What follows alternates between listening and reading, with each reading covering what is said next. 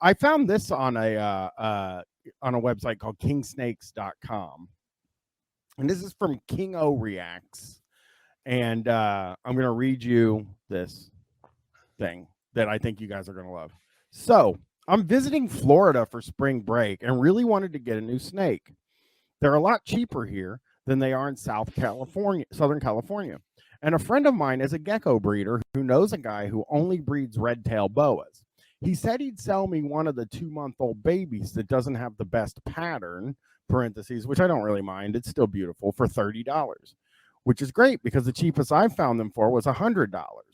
The only problem is that the airline doesn't allow snakes on planes. Oh, yeah. Ever since that big incident in 2000, whatever, that's when they sort of put an end to that. Raised awareness. Yeah, it was. I remember when I was younger, I would fly, and it was like you'd regularly see snakes. Like there'd be a snake over here, a snake in the overhead, snakes everywhere. That was back when we were free. Yeah. Oh, back when we were free to bring as many snakes as we wanted onto the planes, and then there was the big incident on the planes. And MFing, the motherfucking snakes, dude. Yeah, when was this written? The thing that they're talking about, like 2015. Okay, so this is well after. This is AS. Yeah. This is after snakes. He goes, you have to pay $125 to have them shipped underneath the animal cargo bay, which is stupid considering dogs up to 70 pounds are allowed for free if they are, quote, emotional support dogs. Well, we know a guy that gets real mad about that, and his name is Sebastian Maniscalco. Whatever. I saw those in the airport. I was in New York and I saw a bunch of service dogs and like people who clearly weren't blind. And I was like, "Oh, you just wanted to bring your dog."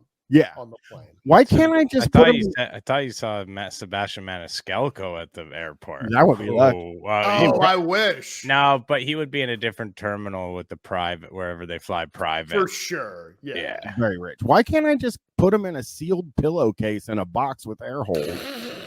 Yeah, steal a pillowcase. Haven't you ever watched 1980s WWF? I mean, you put them in a freaking pillowcase and they can't get out, these snakes. Yeah.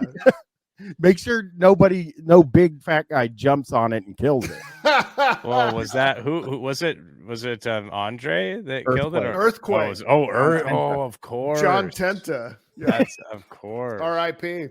Yeah, that's a sad one. When you see pictures, that was when wrestling was wrestling. Yes, I mean it was good. You should if you've never watched it, look up Earthquake and then look up his age in the picture, and it's incredible. You'll see like pictures of him where he looks like 63, but he's like 24. Do you want to know what's something? I think I could be mistaken about this, and people do get mad. I love to say things are invented in Vancouver and they actually aren't, and people get really mad at me about this. But I do believe that this gentleman, John Tenta, is from local. He's local. I knew he's Canadian.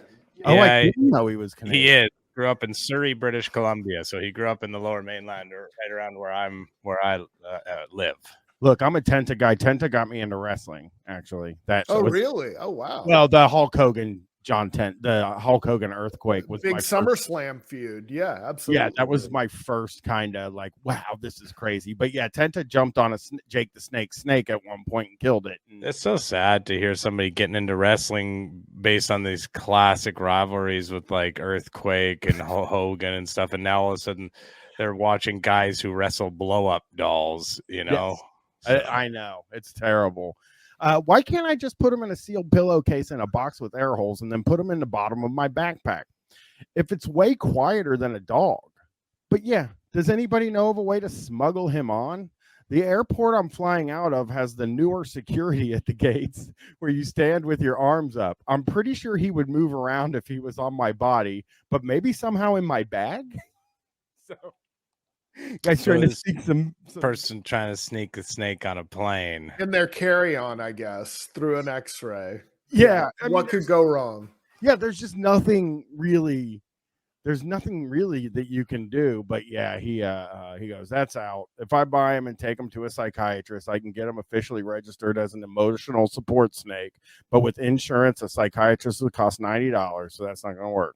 Yeah, You can just buy it at home then. Yeah, you got to buy it at home. That's Yeah. going to be your answer here. I mean, Cost you you- $20 more to try to convince somebody that you need a lizard on you at all times.